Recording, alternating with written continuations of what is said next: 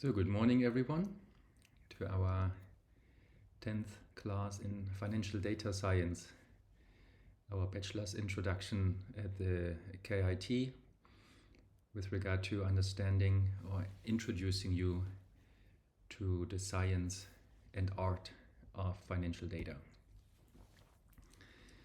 So far we have covered, or I've introduced you to the MBA intuition, the way I call it, CAPM, Markowitz, classical Python.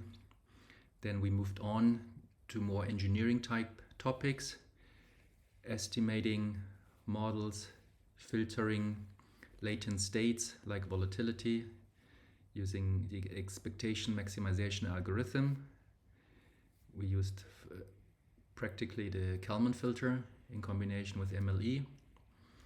I've introduced you to several aspects of using option data to back out option implied densities for the underlying,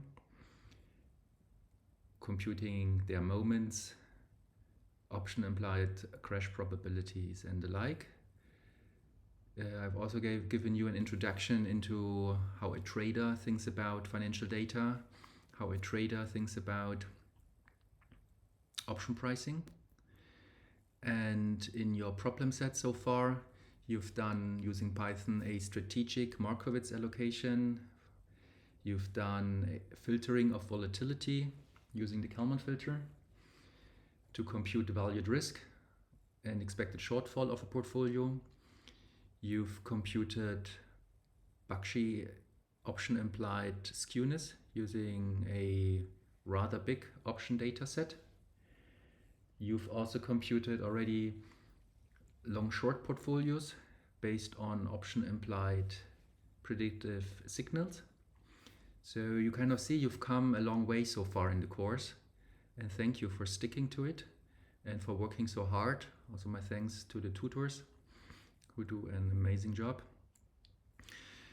And we are now approaching / converging to the last 25% of our class, and now we move closer towards current research in the area of financial data science, and I will present a tapestry of machine learning portfolio approaches to you. And we will look at supervised learning approaches. That is what we do today. I will also introduce you to state-of-the-art literature in finance on reinforcement learning approaches. And I also provide you with a setup in a coming up lecture on predicting risk premia versus mispricing using machine learning tools. So we've talked about risk premia in the course.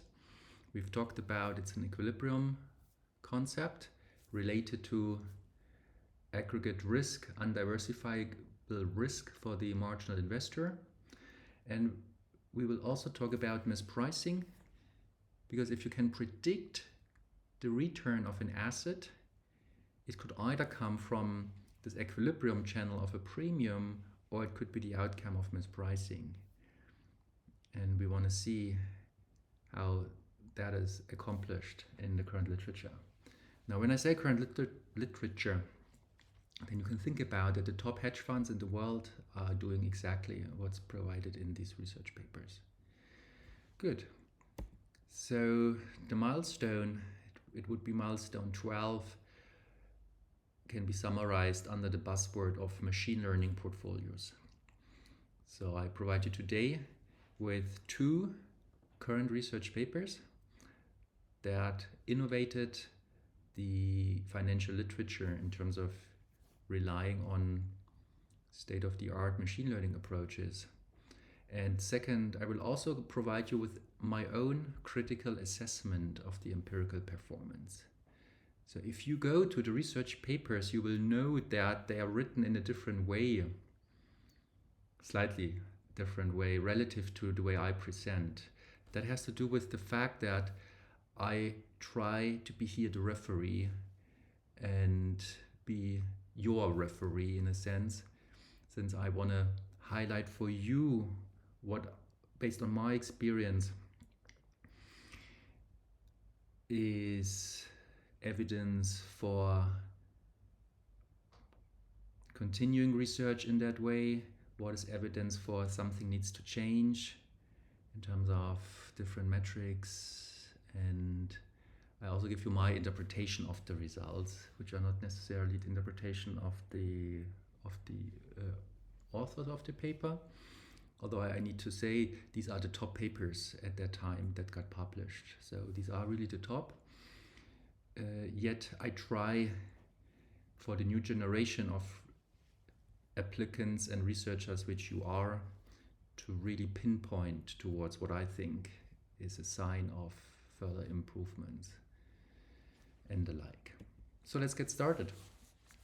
For today's agenda, so the first part of the course, we will talk about Gu, Kelly, Zhu, 2020, Review of Financial Studies, Empirical Asset Pricing via Machine Learning.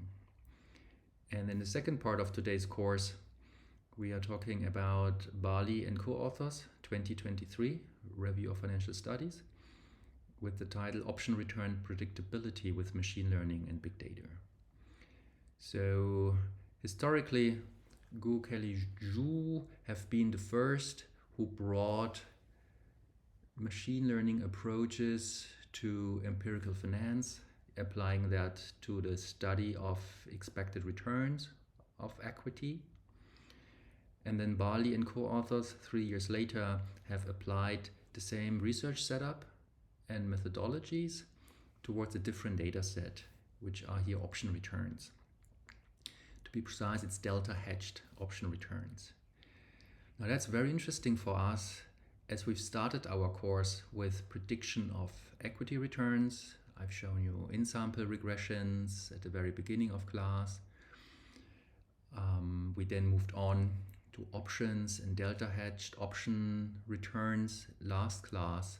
So that is now a very nice transition to the research frontier to learn what the machine learning state of the art has been as of 2020 and as of 2023. Good.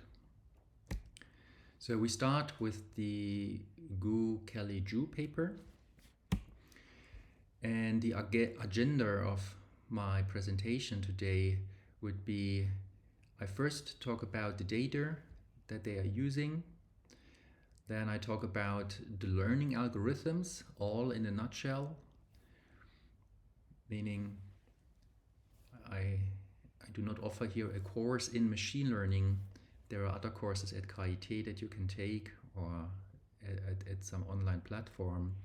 But I rather want to show you how it's applied and what are the results applying it to financial data.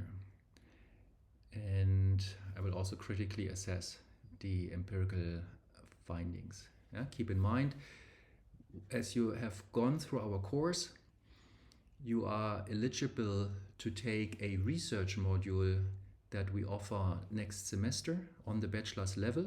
That will be very new in the coming semester. And in that research module, we pair you, or you can pair yourself, but let's say we pair you with a student, also with a PhD student, to work on a research topic related to what you have seen in the course, allowing you to go deeper into really applying machine learning, data science concepts with big financial data sets. Good. So here's the data in a nutshell of the paper. So the paper focuses on monthly individual equity returns from CRISP, which is a data provider often used in research, hosted by the University of Chicago.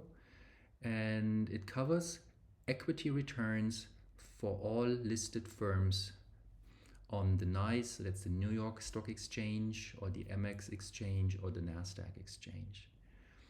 So the authors look at data from 1957 to 2016. On average, they are looking at 6,200 stocks per month. And in total, there are 30,000 stocks in their sample. Yeah, so you could think about this really representing the American stock market. Now, in terms of predictors, the study tried to bring up many predictive features. So they look at 94 stock characteristics.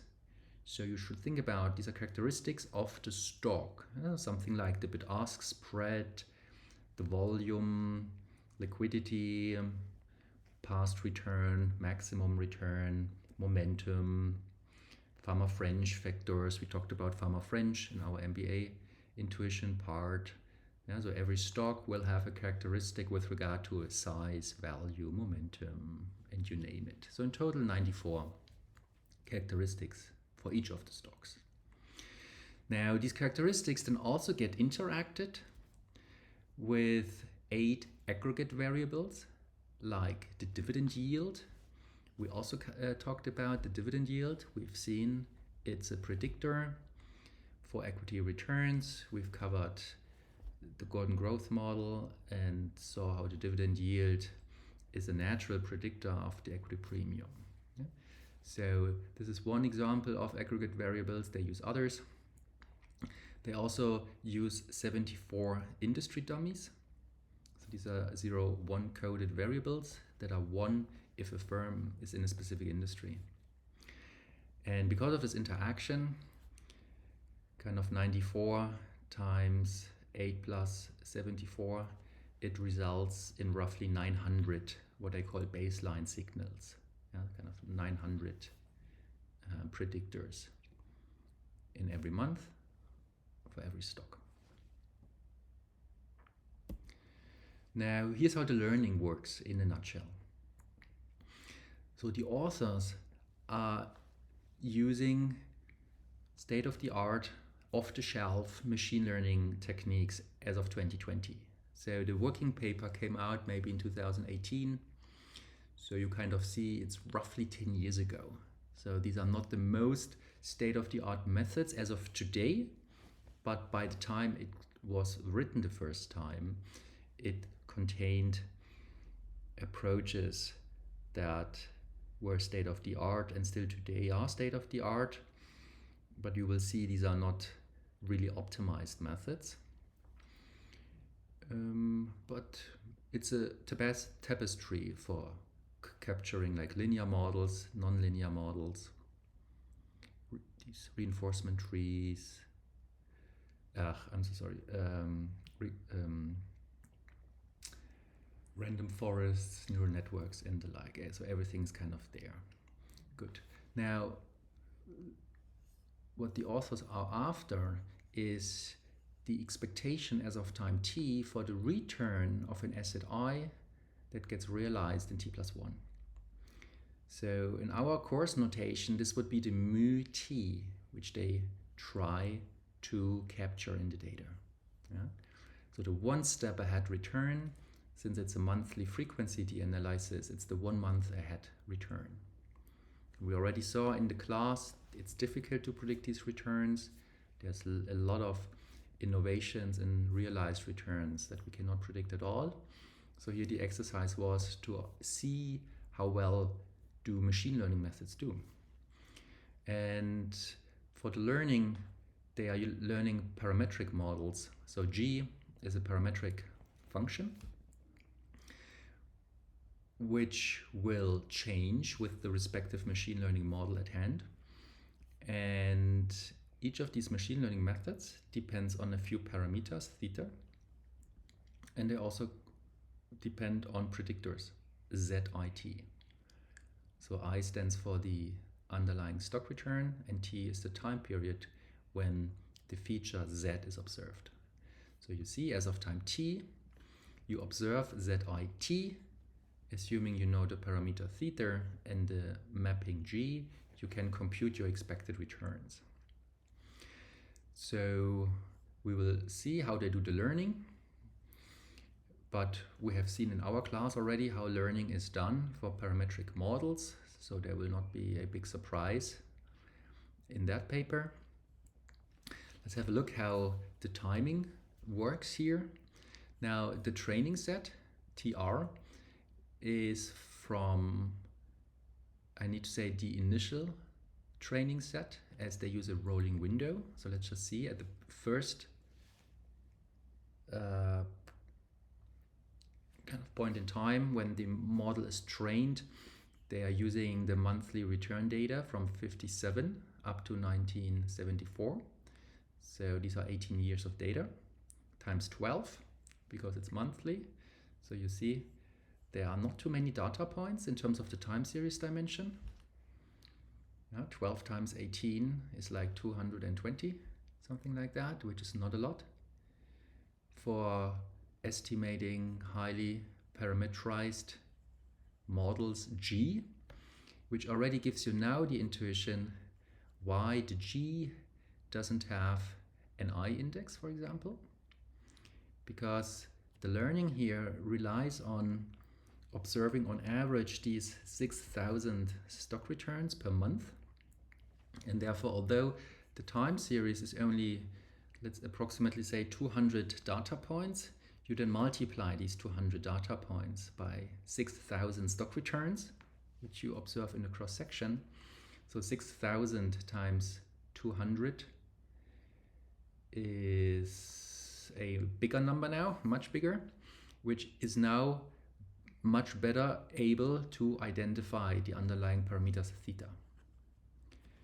So we've highlighted in the course that machine learning tools require lots of data, informative data, otherwise we are simply not identifying the parameters, which is even more difficult in the machine learning literature here, since the papers do not provide standard errors, t-statistics and the like. So we just don't know at all how well parameters are identified. All we see is the out of sample fit. So we need to be very careful here. So you see, that's my critical assessment I did promise at the beginning. So I want to provide you there with a lot of intuition that you can carry into any other analysis that you are running. And you clearly see how the data determines the way you specify a model. Because in general, you could think about the G having a time index itself and or having an I index. But you could simply not identify the highly parametric models with that little data. Good. You also remember I showed you a research paper which also highlighted that if you predict equity returns, it's a low data environment, small data environment, as the equity literature relies on usually monthly return data. So here you see an application of that. And 57 is a different regime, I would argue, right? And nowadays, so you already see this trade-off that the machine learner always has between going far back, but then he is in a different regime, which means the G function should be rather flexible. Now here the idea and the hope is that the ZIT is going to capture these differences also then in regimes. Good. The validation set right at the beginning would be 75 till 86. So it's also a substantial amount. So it's 12 years to fit down hyperparameters or to decide if you have different, let's say you have neural networks with different layers, to decide which one should you then be using for the test set. So we've also talked about that. In this paper it's also accomplished. And then the test set would be from 1987 to 2016. So it's 12 years of data.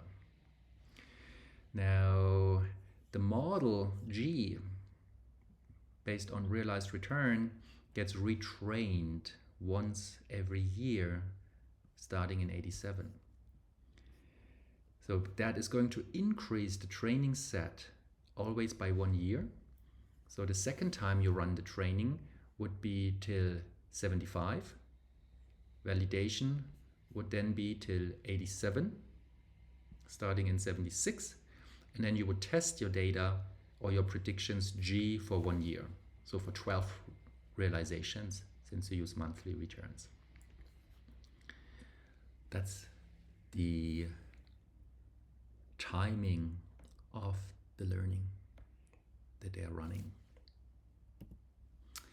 Now let me come now to the conceptual explanations of the approaches.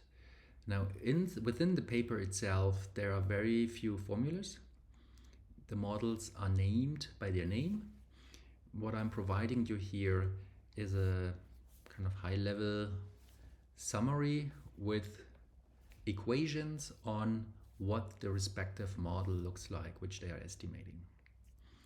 You know, in machine learning, there's a lot of resources on the web, on different online channels, and they are really good usually. So you're always welcome to double check or also to deepen if you need to. This is my high-level overview here for you. Good. So why would machine learning be useful for predicting equity returns? Now, there are basically 3 reasons that are named in the research paper. The first thing is that we have a diverse collection of high-dimensional models for statistical prediction. And we combine them with so-called regularization, which we talked about, in order to decide which method to use in our test set. And we would choose the models with the least overfit. And then third, we also need to work with efficient algorithms for searching among the vast amount of parameters theta and different functional mappings G.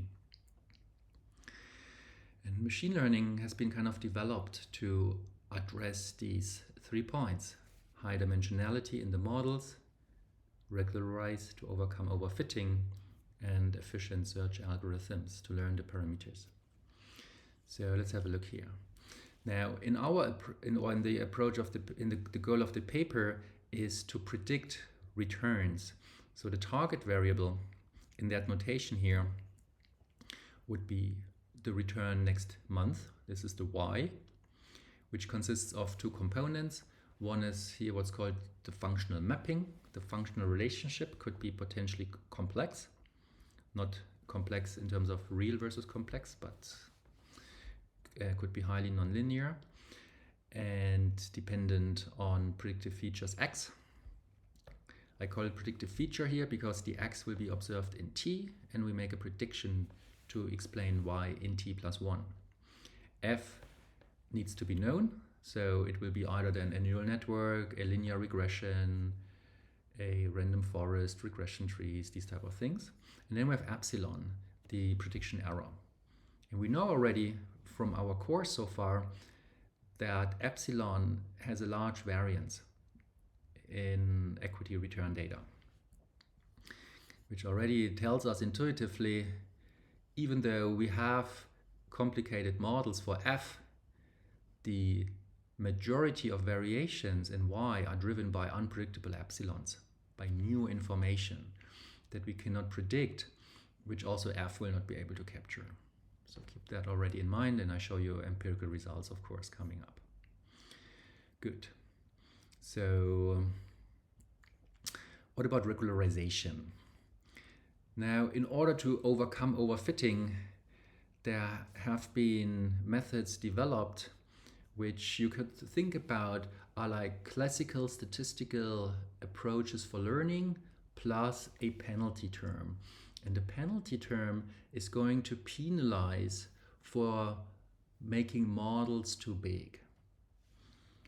And here we see an example where we have an objective function here where we sum over I. So think about I being our time points. So keep in mind yi could be just one stock return. We ignore that we have 6,000 for now. So we have a stock return next period minus the prediction of the return this period, given some predictive features. That's the prediction error epsilon. We square it, we sum up over n. So that's like the average variance.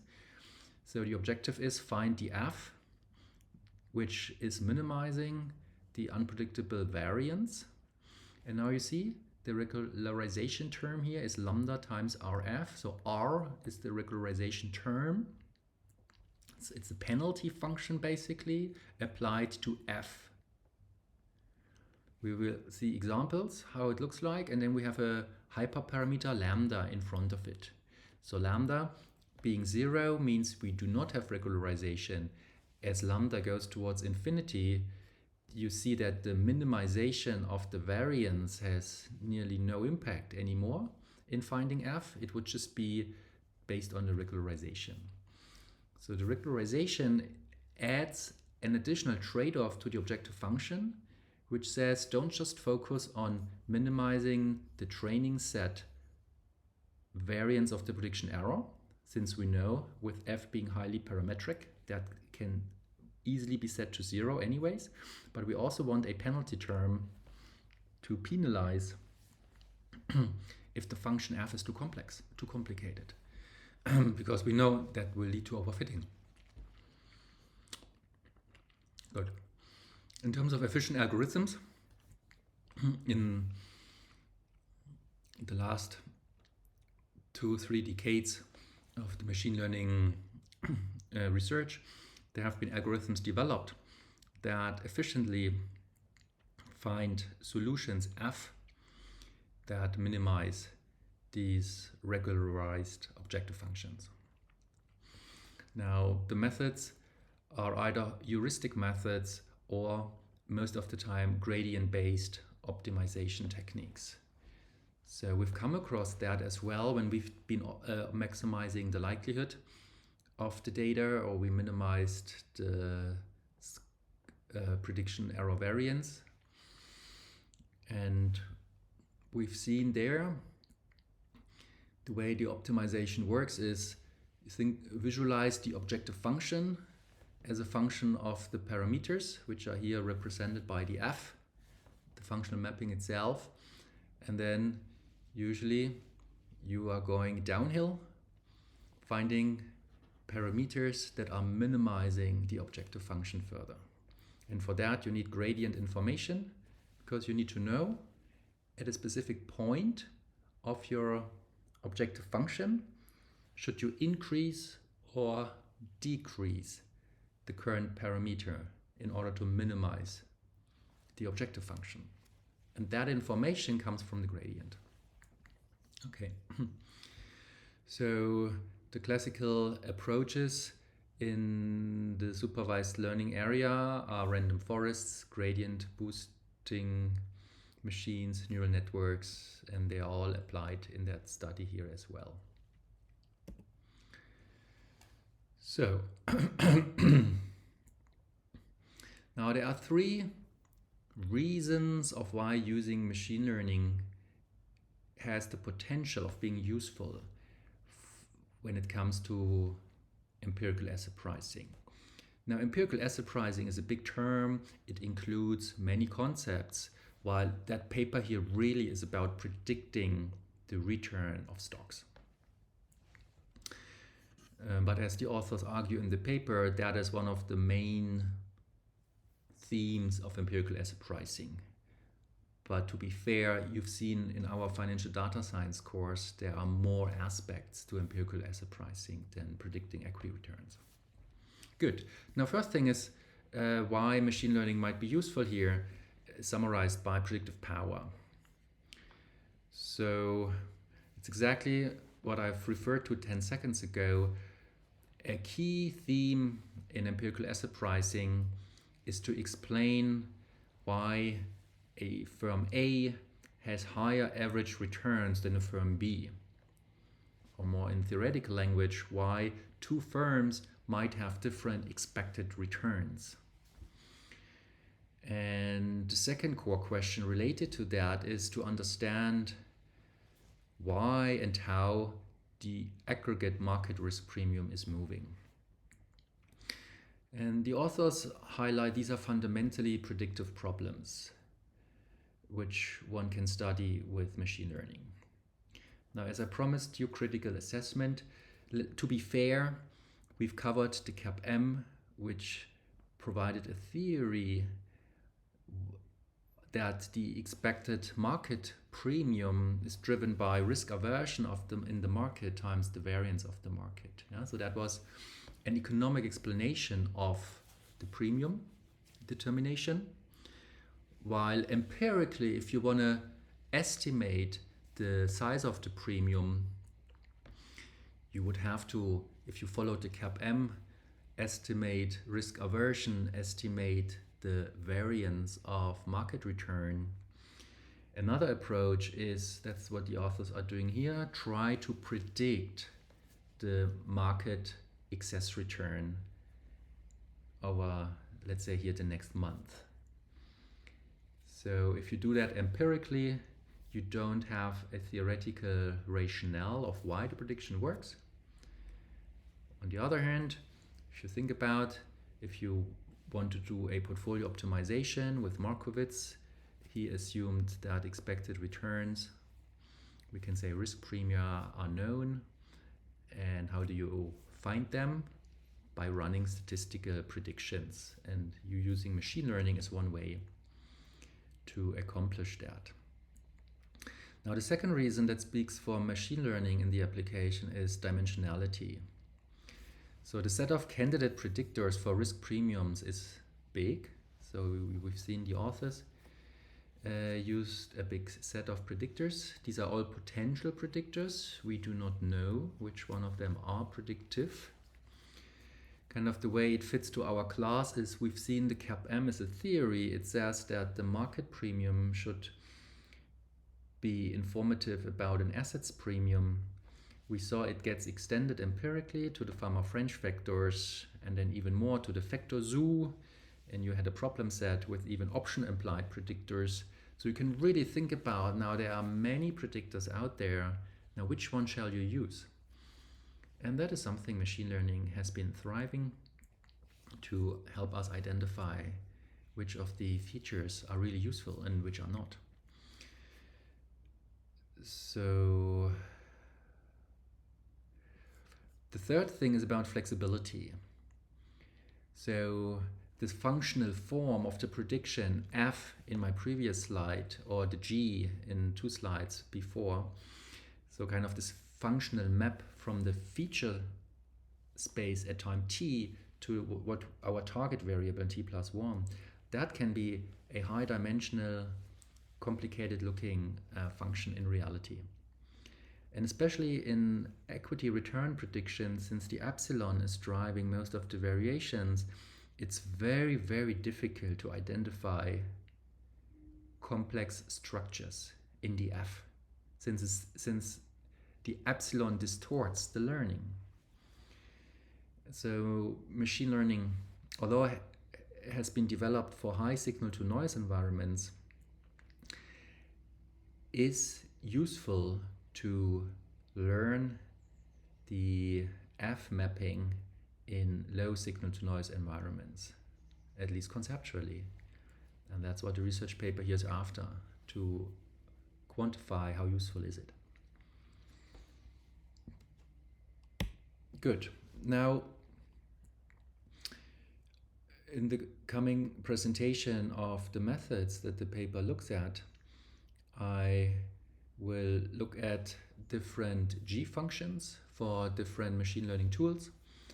I will also introduce the ensemble model, which is simply just an average across different models. And I will also show you how the paper assesses the quality / the performance of the different machine learning approaches. So we start off with the question, how to predict asset returns. Now, let's start off with the theoretical foundation. We have seen throughout the course that a very prominent theme could be characterized by a term which is called characteristics-based asset pricing. Now what that is doing, it links future asset returns, so returns in t+1, to features / characteristics of the asset as of time t. Now you've seen something throughout our class. You've seen it, for example, when we try to use the CAPM to predict the return of a firm, because the firm has a beta. So in that sense, the beta of firm I would be the characteristic. Yeah, from the BMW stock has a beta, let's say, of 0.6, and the Apple stock has a beta of maybe 1.2. So now these two firms have two different values for the characteristic beta, market risk. You can extend that to Pharma French. We've seen that the characteristics would be the beta, so the market sensitivity. You have the sensitivity to the size factor, the value factor, the growth factor, the value factor, and not momentum, size, market, and value. Okay, so that was already Pharma French, and then you can extend that. So you kind of see that notion has historical roots in finance and theoretical underpinnings coming from the CAPM, that the characteristic of a stock, if it's something that captures systematic risk, should influence the expected return that in equilibrium is demanded for a particular stock. And that is the underlying thinking that this machine learning exercise here is taking. It takes different characteristics and checks which of these are useful for prediction within different machine learning mappings. Okay, so let's see what I have here. Characteristics-based asset pricing refers to a method of explaining and predicting asset returns through specific characteristics of the asset, such as market capitalization, so that's the size, book to market ratio would be a proxy here for value, momentum, volatility of the stock, and the like. Yeah, so the core idea of the approach is that asset returns are determined not only by the overall market factors, which we would see within the CAPM, but also by significant influence of the asset's own characteristics. Good. And you see in their research design, they have overall market risk factors like the dividend yield, and they also have then these 94 asset characteristics. Good. Now let's see how to define an asset return prediction model. Now in the most general form, we are decomposing the return R of asset I that gets realized in t+1 into two components. One is the ex ante predictive part, which in the course throughout I called mu t. And we knew mu t is exactly as it says here, it's the conditional expected return as of time t of the left-hand side return next period. And then we have a prediction error, epsilon, I t+1. Now the S here is included if you were to apply your exercise to options, which in that paper is not done. So that's why I ignore the S in my explanation. But within my slides, I put them in. So if for the second part of today's course, we are looking at option returns, you could always come back to these formulas and map them if you wanted to. Good. Continuing, the conditional expected value, that is what can you predict, will be parameterized to be a function g. So if you have a machine learning approach like a neural net or a regression, the g would look different. And then you have as your predictive variables z, I, s, t. So that's the predictive feature of stock I as of time t. Good, that's all. Right? So far it's pretty simple, mathematically, conceptually. Good. Now we will now look at different approaches, at different methods to model the G. We will first start with linear models, something we have seen in our bachelor's class. Yeah, we have seen regression, OLS. We will continue here with a lasso regression, elastic net, principal component regression, partial least square regression. And then we move on to nonlinear models for G. That would be the random forest, gradient boosted tree regression with or without dropout, and a feed-forward neural network. We then also look at combining these forecasts towards an ensemble forecast. So that's the plan for the next couple of minutes. So let's start with G being modeled by an ordinary least square regression. So the objective function would look as follows. We have the realized return t+1, our target variable, minus the prediction, which depends on time t features, and the relationship, the mapping G as a function of z, you see, is affine. It's called linear, yeah? Linear, but mathematically it's really affine because we have a constant beta 0 here plus and then a slope coefficient that multiplies the feature. The learning is done by least square. You see, we are squaring the prediction error and we are adding across all time points and also across all the stocks I. That's what I said before. T is small in the application, roughly 200 data points, which is nothing. But then you have 6,000 stocks on average. So in total, you have a double sum. So you have sizable amount of data in order to pin down the beta parameters.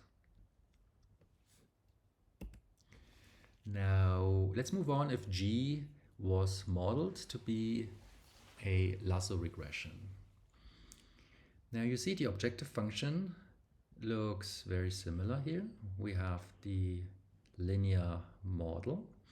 Maybe one thing to note for notation, here explicitly beta 0, beta 1 is noted, while here you should think about, because you should ask yourself, where's the beta 0 here? Now think that the beta is a vector that contains the beta 0 and the slope, and think about the z containing an extra column for the 1. Yeah, so that the beta 0 is included in this expression here. Good. So we have this linear mapping here, quadratic objective function of the prediction error. And now you see we are adding one penalty term, one regularization, which takes a specific shape. We are taking the beta, so these are the slope coefficients for our predictors. So how many predictors did they have again? 900. So if you have 900 predictors, you have 900 slope coefficients, and then you take the absolute value of each beta, you sum it up, so that becomes a big number, and you're weighting that by lambda, which is a hyperparameter. So you already see what these regularizations do here in the appearance of a lasso regression. You are trying to set the beta to minimize the pricing error. So if beta is large, the dimension, you really want to map, somewhat ideally I say, every data point, but it's overfitting, and that gets penalized because you will usually have a large beta 1, a small beta 2, I mean small meaning large negative and the like. And if that was the case, then the sum of the absolute values of beta would be huge, so then the anti-objective function increases. So you really have a trade-off between setting the betas such that you do have perfect fitting versus using a sparse vector for beta. using low coefficients for beta here. Good. So you can estimate the model by numerical least squares. Lambda needs to be known, that's your hyperparameter. And by adding the absolute value of the betas into the regularization term as a penalty, you encourage sparsity, meaning some of the betas will be driven to 0. And that provides or performs a feature selection, because betas that, yes, are useful, but are not that useful to reduce the variance of the prediction error, they will be set to 0 in theory.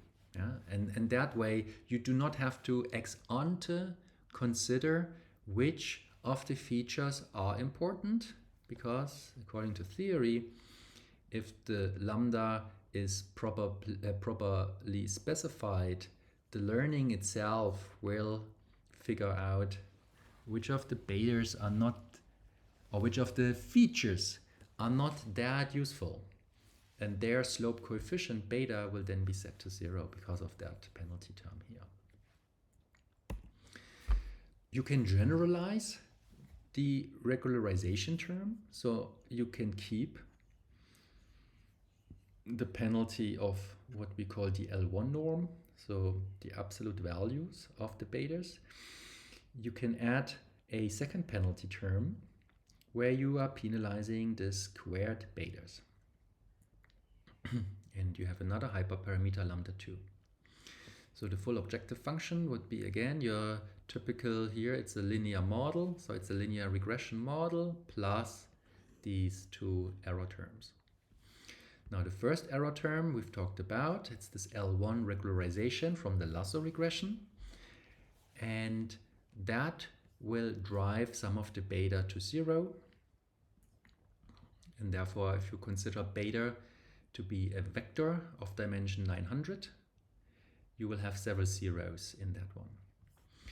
Now the second penalty term here, beta square, it's going to prevent the beta coefficients that survive to become too big. Yeah, because you are squaring the betas. So if a beta is 1000, you square it, it's 1,000,000. So you have a, let's say lambda 2 is 1. So your objective function, which you want to minimize, is suddenly increasing by 1,000,000. So you're basically asking here the optimizer to really find the smallest values of beta. Yeah, so keep in mind, usually these models are highly over-parametric, so there will be several solutions to the problem. And here you want a solution which has the least betas necessary, and these betas should be as small as possible. Good. Now you can also model the G using principal component regression. Now my extra comment to you is that the application here is to the linear model, but the overall intuition can be applied in future work also to nonlinear models. Yeah, keep that in mind. So let's just see what they are doing. So PCR, yeah? So PC is principal component. So we already know a principal component extracts the key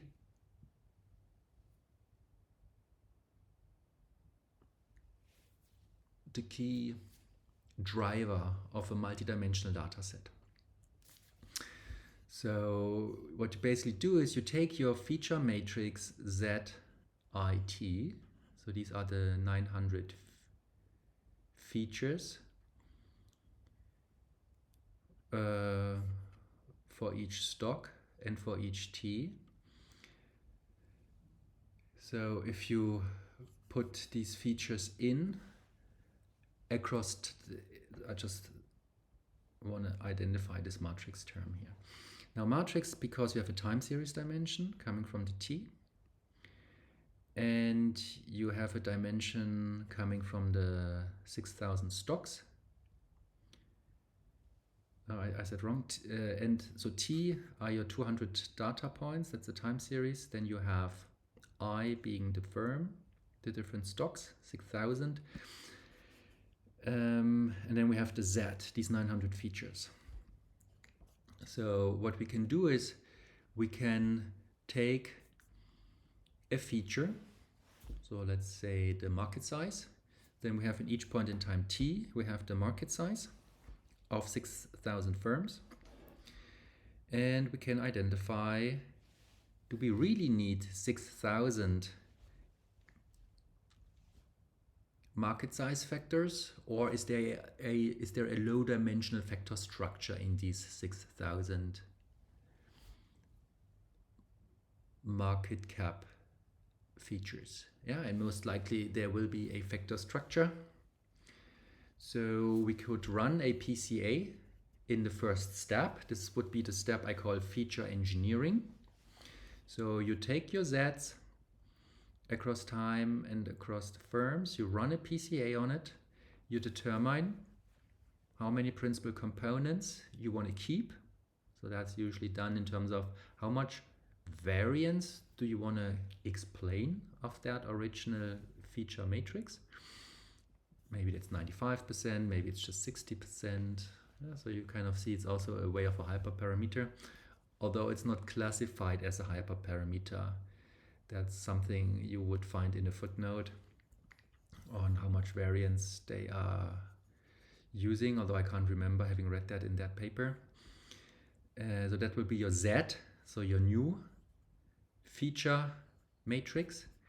And you see now the linear regression is applied using that Z.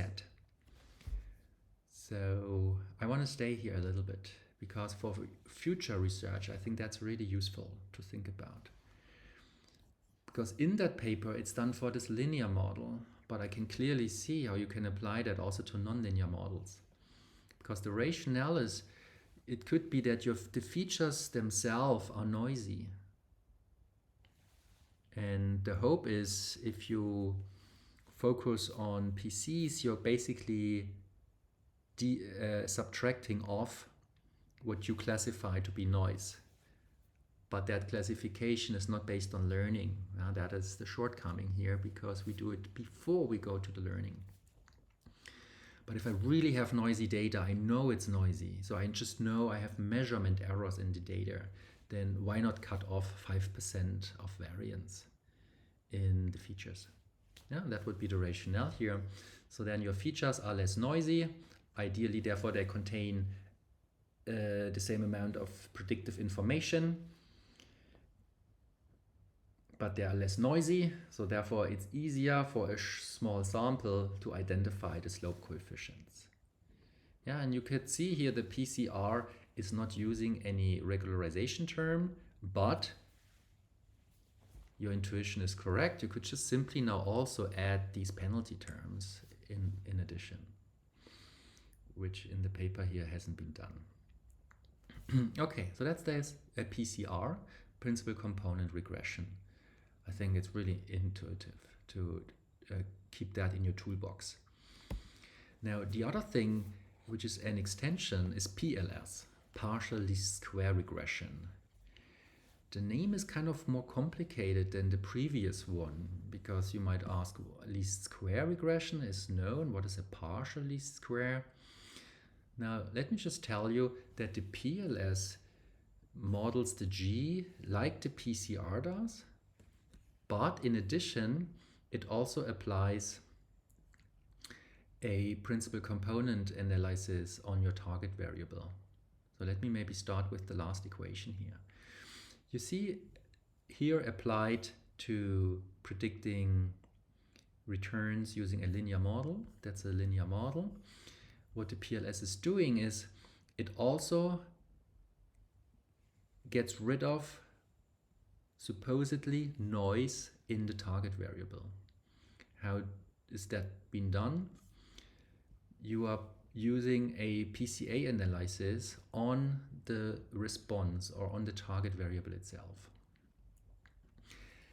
I like that idea. I'm not sure how good it is in general. We will see in the empirical section how well it does. But the idea is kind of interesting. Because you know from, let's say, our Kalman filtering classes, that in order to learn here the beta, we need high signal to noise ideally. And we know that returns are contaminated by epsilon. So the hope is if I apply a PCA on my target R, I reduce the magnitude of the variance of epsilon. And if that happens, then my signal to noise increases.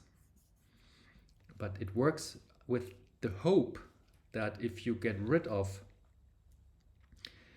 higher principal components, so principal components that are only important for a low amount of variation, that indeed destroys the epsilon. But there's nothing in the algorithm which ensures that. That is the shortcoming of the PCA, and you will see it in the data prediction part. It's not working necessarily better for all data sets. And I think here the intuition is we know that the predictive part is maybe capturing only 1 to 5% of R square in the R. So let's say 1%. Now if you throw off higher PCs, you really throw off factors that explain maybe only 1, 2, 3, 4, 5% of variance. So the problem is you might throw off exactly the predictive part mu. So that's something to think about. Therefore, why I like, and everyone likes that, to reduce the epsilon using simply a PCA is too uninformative. We don't, it's a guess, it's a hope. We don't know ex ante that we're really cutting off epsilon noise. And the chance is pretty high we're really just cutting off our predictive signal here. So we keep an eye on that in the empirical part to see how well it performs. But the idea is interesting. I want you to see that. Yeah, it gives you hopefully more braveness for feature engineering, which is important. But you also see that you have to do quite some thinking and not just brute force. Do it because someone else does it and then say, well, it didn't work. Yeah, but figure out ex ante why it should work and then try to control it throughout the process. So you have maximum transparency of what you are doing, a maximum understanding. Okay. Now the next model they are considering is a random forest, and that is already now a nonlinear model. So here's my high-level overview of what a random forest is doing. So keep in mind you have a sample which corresponds to your training set. And what the random forest, that's why the word random, is doing, it samples from that training set. That's the randomness coming in, yeah? It samples a random set with replacement. So let's say you're sampling n training examples from your map ZR. So these are the realized returns of a firm at time t and its respective feature Z. You are sampling that, and we just call it an ZKRK. Yeah, so let's say you have capital K samples, then sample 1 would, for example, contain 10,000 R's. So maybe that would be on average 3,000 firms across, what did I say, 10,000, so maybe 10 firms 1,000 firms for 10 periods. Yeah, or try to make it more even. But the idea is it needs to be kind of random, and you really want that the samples are not balanced, in the sense of you want a sample to contain different features than another sample. Yeah, you could think in the limit, you could think about one sample being returns versus just one feature. It's a bit like, ideally, if you run a regression and your predictors are all uncorrelated, so orthogonal, let's say, then when you run a multivariate regression, you could also run a sequence of univariate regressions. And you would not distort the estimates of the beta, and you would not distort the standard errors. Yeah, and that kind of, in my perception, is a core intuition also for the random forests. You try to generate samples which are sufficiently different from each other to better identify a relationship of how a specific feature maps into the return. So then you're training a regression tree on that sample data. That would be fk. So therefore the fk would be a prediction based on training sample k, little k. So since we have capital K samples, we would then also have k different predictions. And the random forest is then computing the average prediction across the k regression trees. So that already is an ensemble forecast inside the regression tree family, because we will see coming up that an ensemble takes an average across models. Here I could say that different regression trees fk are different models, although classically a different model would correspond towards regression tree versus neural network versus lasso regression and the like. Yeah, but again, the intuition is important to me, that we are averaging here across different tree forecasts, and different trees do, we hope, identify the feature mapping more accurately than if we were to run only one big tree on all the 900 features. So in theory, the goal is really to generate capital K uncorrelated trees. So you really see that similarity to the regression that I just gave you. Yeah, and I want to use that to motivate you. If you do machine learning or someone else is doing it and you have to evaluate it, start with your statistics, OLS, MLE knowledge. Don't go down the trap and treat/interpret everything as if it was a black box. Then you will be fooled by randomness with finance data. Yeah. Now, the reason we want these ideally uncorrelated trees is the bias would be the same as if we were to run one tree. That's like with our regression, I said, the coefficients will not be distorted or will not have a bias because the features are uncorrelated in the regression. So here it's a similar thinking for uncorrelated trees, but we would have lower variance. So in the regression setting, it means the standard errors would be lower if we run the sequence of univariate regressions, if features are uncorrelated.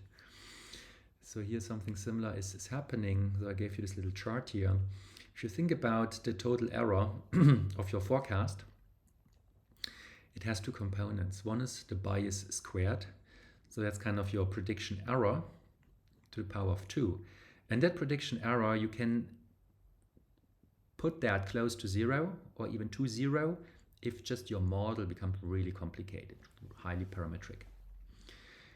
But then you have a counterforce, which is the variance. That's kind of this overfitting. How well does your model generalize in the test set to unseen data? And the variance is rising pretty quickly if your model gets too complex, meaning you are just taking epsilon noise and interpret that as if it was predictive. And in the out of sample, that will kill you because your errors will be large. So the optimal amount of model complexity would be where the total error is minimal. And to minimize the total error, you don't want to minimize the bias, but you want to minimize the sum of bias squared and the variance part. And randomizing regression trees to what is called a random forest has been shown to provide a favorable amount of model complexity. So in general, I like random forests. The literature or textbooks are saying they are pretty white box, like a regression. You kind of see also here the high similarity to regression intuition. And there have been further developments currently on making random forests / regression trees be white box tools. So if you are interested in white boxy, causality, these type of things, I just encourage you to dig deeper into textbooks or online resources of the random forest.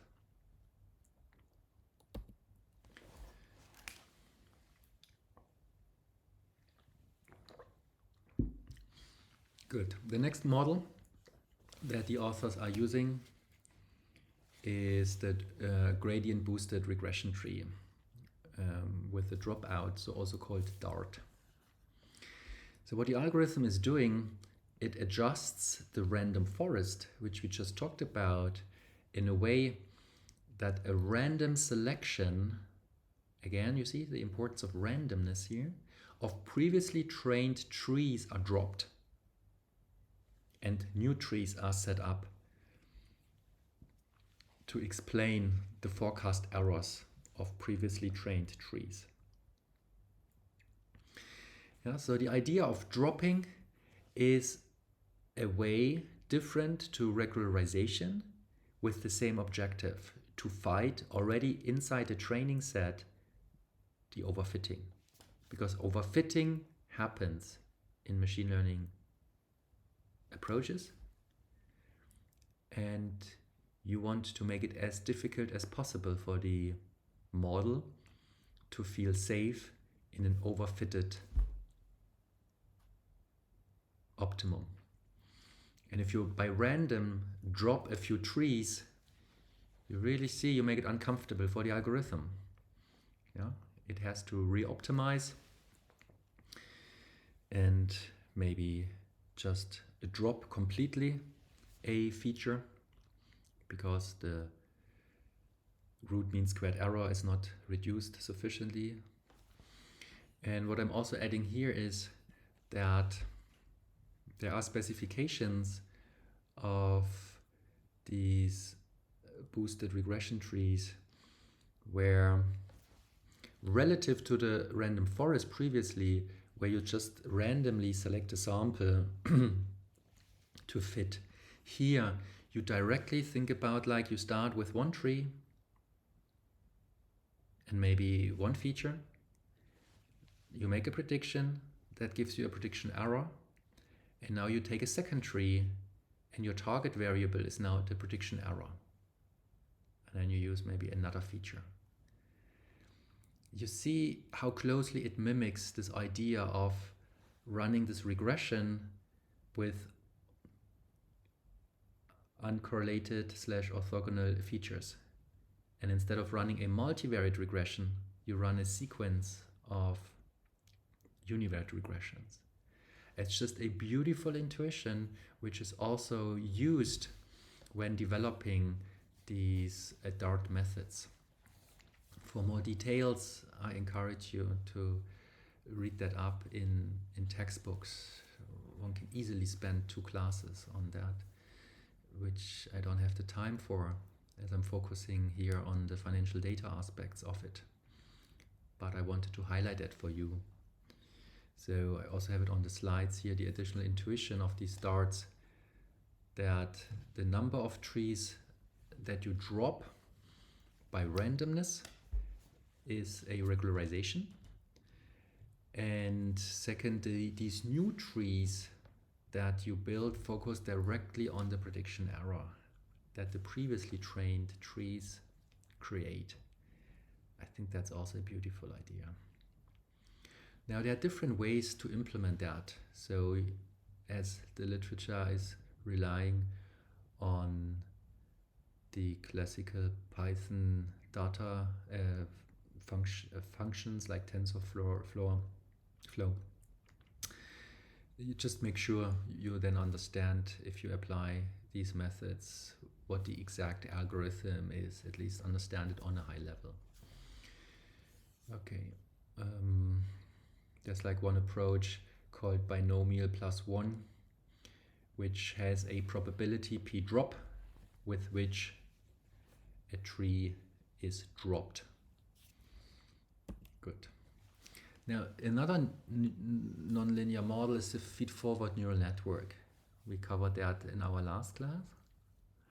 So here again is a high-level summary. You see the picture. Maybe I go to the picture first. You have an input layer, so that is our features. They're all observed. You have the output layer. These are the stock returns next month that we try to explain, and in between you have here visualized 3 layers, and each layer has a different amount of, or has neurons. Okay, so you see how the observed input features map into the neurons of the first layer. They take this neuron here, all of the input features map into, so that's a fully connected network. It's feed forward because you have to read this chart from left to right. That is what you observe on the left. That's what you want to explain. And now you move through the network in order to build up a nonlinear function that maps the input to the output. So our last layer here, going to the notation, HL, capital L, last layer, that is our realized return in t+1 we want to explain. The hidden layers here are H index L. L goes from 1, I think this should be capital L -1 here. We took that from a source, but I think it should be L -1 here. And then you see we have the function sigma of a linear mapping of the previous layer. So the easiest way to see, it's think like a loop. L is 1. So if L is 1, we are interested in the first layer, H1. That would be a function sigma, the activation function of, and now the input is the bias B1, that's a parameter. It's a weight matrix W1, which multiplies the previous value of the layer, but H0 is just our input layer. So you see that the first layer takes our input features, these 900 features, it rotates them. Previously we called it beta times H. Now here in feed networks it's usually called the WH. And this is our beta 0 in the regression, or in the network language it's the bias. Yeah, so it can be evaluated. Sigma is an activation function. We've seen last class there are different ones like the ReLU, the sigmoid, and whatnot. Good. And then you move to the next layer where you use the output of the first layer, so H1. You put that then in here and you rotate it once again to come to this layer. Right? And so you always non-linearly take the previous output, the learning works like every learning does. You have something, here your target, which you observe, and you also observe the input. And then you have a mapping, f function. Although the function rotates several times for learning, it just doesn't matter. As long as we can compute gradients, we are able to compute how the objective function changes if we are changing w or b here, of any of these layers. Okay, the way the learning is done is by least square. So I promise to be critical and give you lots of continuation value for your own research. You see that you could also adjust the objective function, right? Because in the linear models we had elastic net, we had PCR, PLS. So why not also try the same adjustments for a nonlinear function? And I argue for a nonlinear function it's even more important than for a linear function, since these nonlinear functions are even more overparameterized, leading even more to overfitting. Yeah, so you see, there's more to do if you look carefully at all of the methods. Good. Now let's talk about these ensemble models. Now, ensemble models are very useful, therefore I really want to highlight them. Theoretically speaking, they have properties that ensure that they are very useful. Yeah? On a high level, what the ensemble model is doing, it is computing averages across machine learning model forecasts. And this averaging out is useful for reducing the prediction error. And let's see where it comes from. So think about the way it's done in the paper is you have a set of linear models and you have a set of nonlinear models. And the authors are then constructing one ensemble model for the linear models and another ensemble for the nonlinear models. And for the linear ensemble, they are simply averaging the forecasts across the models J. So think about, I have maybe the regression, would be J equals 1. I have the elastic net, J equals 2. And now I take both of these forecasts and I divide by 2. Yeah? So I'm really averaging across model forecasts. So the authors do that for 5 linear models and separately for the 3 nonlinear models. So the key idea is the hope is that every model captures something of the predictive map, but not everything. And if you average, you get from all the predictive information at least a little bit in your prediction. And that improves forecast accuracy. Now, in my view, I think first it's really good. It overcomes model error because every model is wrong. Second, it's another way of regularization because your error, if you think about the out of sample error, it will be strongly driven by the variance. Because if you have a complicated model, the bias squared is close to 0. By convention. I mean, not by convention, but your training. So within the training set, you basically shrink it close to 0. But what happens is that the variance is most likely large because you've overfitted the model. Or you've overfitted the data.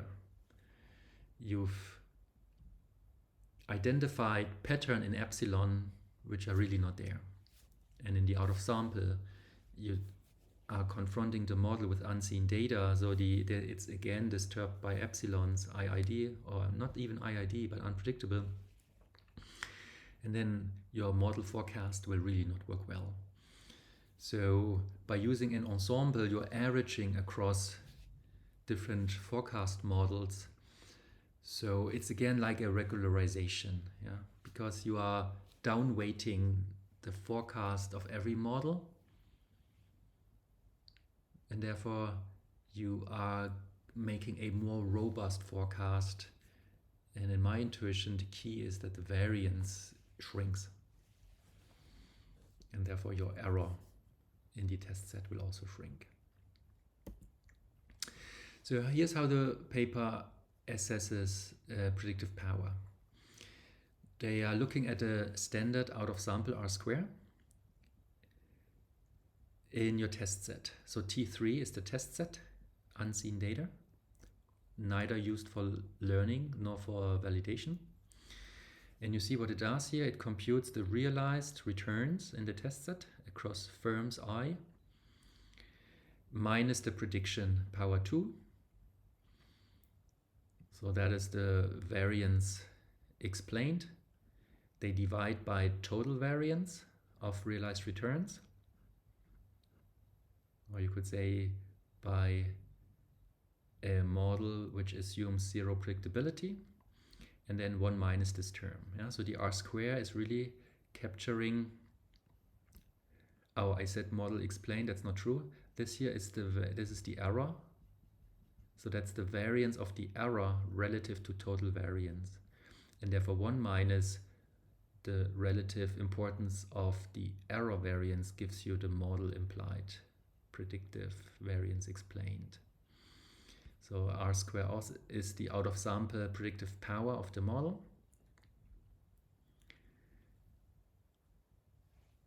Another concept they are using is the cross-sectional out of sample R². So you see XS for cross-sectional.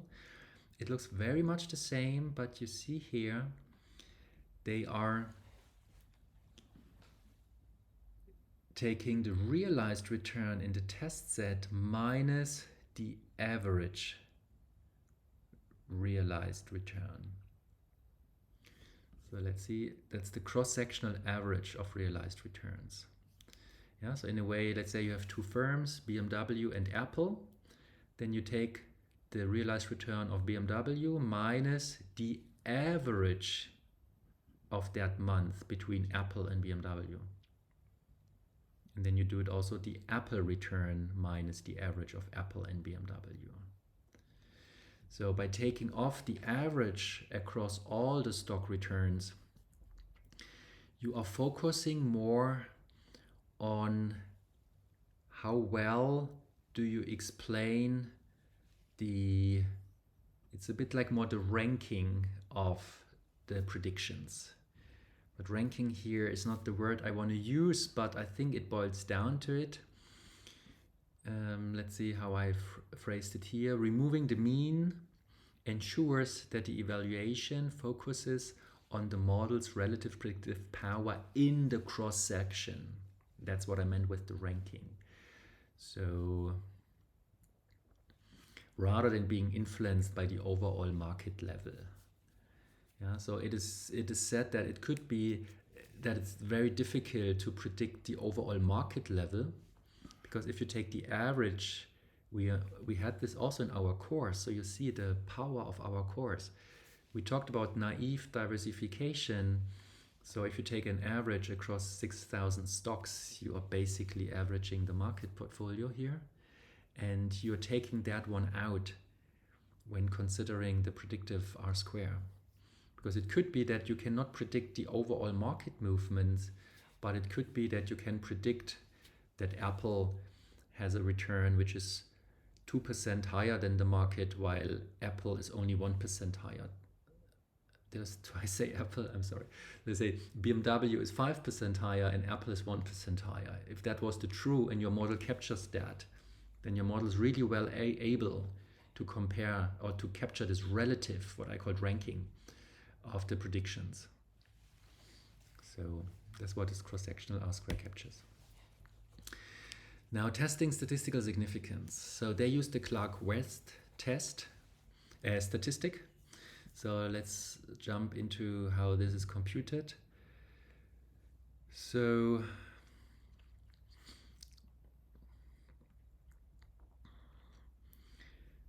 you are computing CTJ. So okay, so J stands for the model. Okay, so what are we doing here? We want to assess how different and how similar are forecasting models. I've mentioned that throughout the course often. If we have mu to be our predictive information, then it shouldn't matter in theory whether we use a random forest or a neural network, for example, to capture that information. Because if everything works perfectly, then both of these approaches are able to capture that information. And for the analyst, for the machine learner to get a feeling on how different are these forecast models, the Clark-West statistic is a statistic used. Yeah, so it's computed.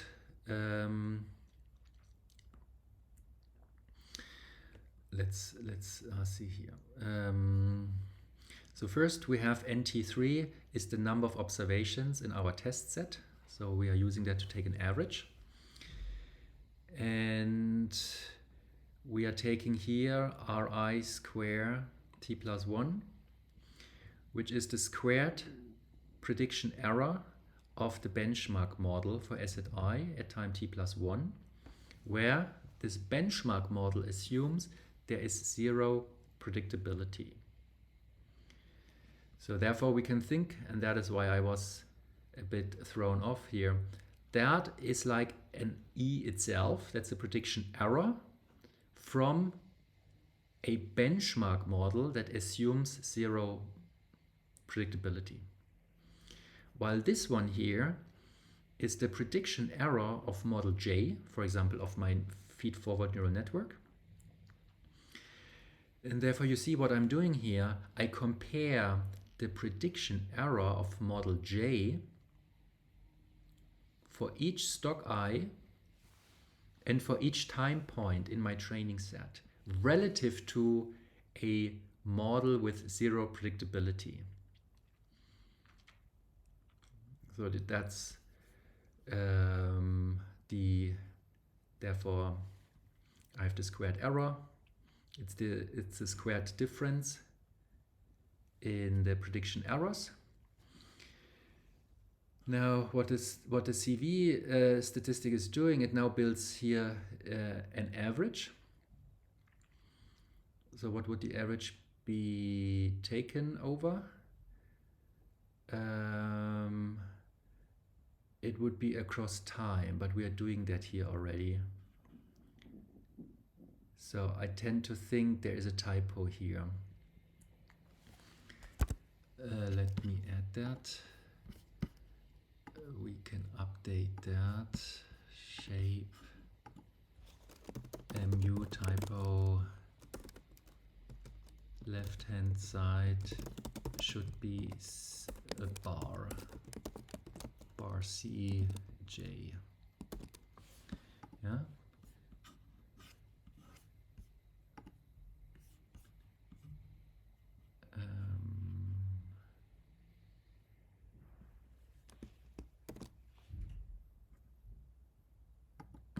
Just checking that the recording works. Everything is good. I will keep everything as is.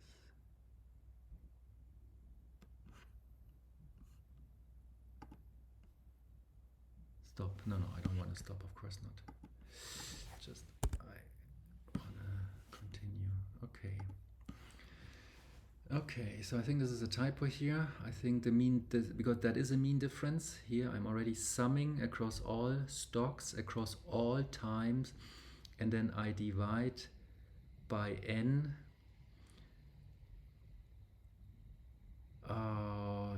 I should then also divide by I. So I think we have to fix that. Typo left hand side should be bar Cj. So I also have divide by I here, because I want the error of the model relative to a zero prediction model, and the average is across time and across stocks. So I think I should write here NT3 is the number of observations in the test sample times number of stocks. So I think that's the way it should be. Okay. Good.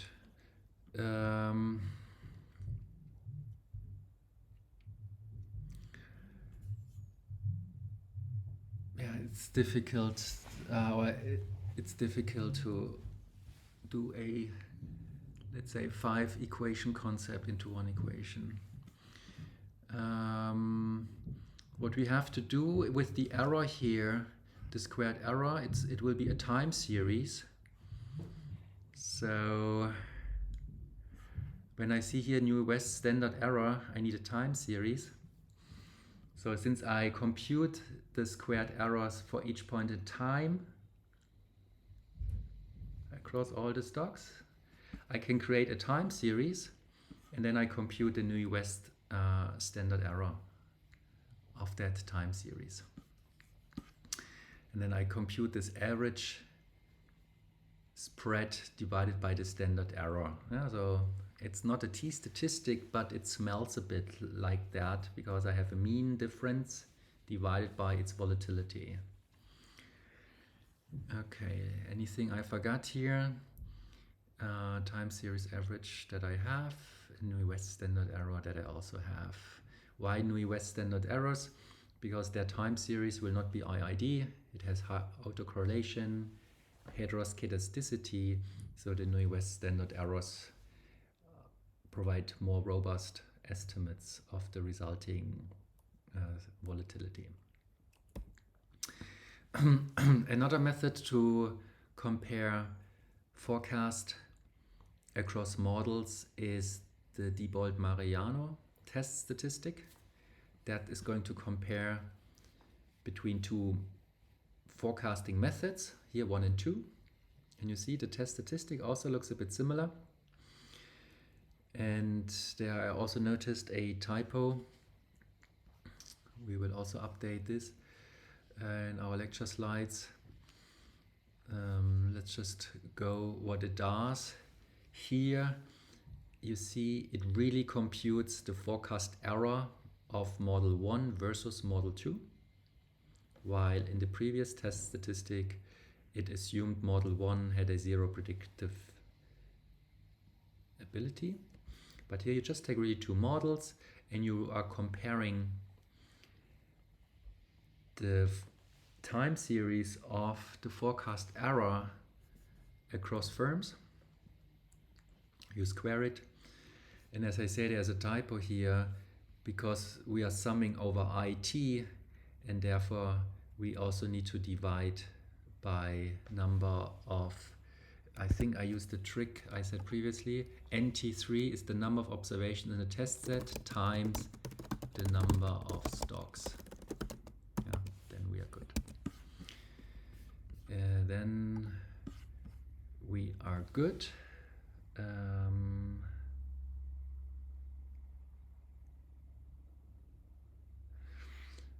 Yeah, but we are not perfectly good. So we have to update that. It's not our own formulation, we took it from somewhere. You see it, we want dt plus 1, so we want it, okay, this is what I'm saying, it's not a t plus 1. Okay, maybe let's stay, there's just a little thing which is wrong. First thing, let's see what we're doing here. We want this average squared difference in the forecast error across these models. Yeah? So for the average, it's clear we take the time series average. That's what I'm saying here. If we divide by, as I'm saying here, number of observations, number of stocks, then this guy here would be the D upper bar. Yeah, so this here is not correct. It's this guy here, which corresponds to that, with NT3 accounting for number of stocks and number of time points. So then I have the average spread in the squared prediction error. We know from our Arch1 modeling, one realization here is like a proxy for variance. So we could say up here we have the average difference in the variance of the forecast error for model 1, model 2. And then we are dividing that by the volatility of this time series. And for the volatility of the time series here, it's specified. We compute again the Nui-West standard error, but conceptually, to highlight how you compute a normal volatility, you take the realized value dt plus 1, which means it must be what I have here, but you do not divide by T3, but you simply divide by the number of stocks you have, because then you have a realization as of time t plus 1.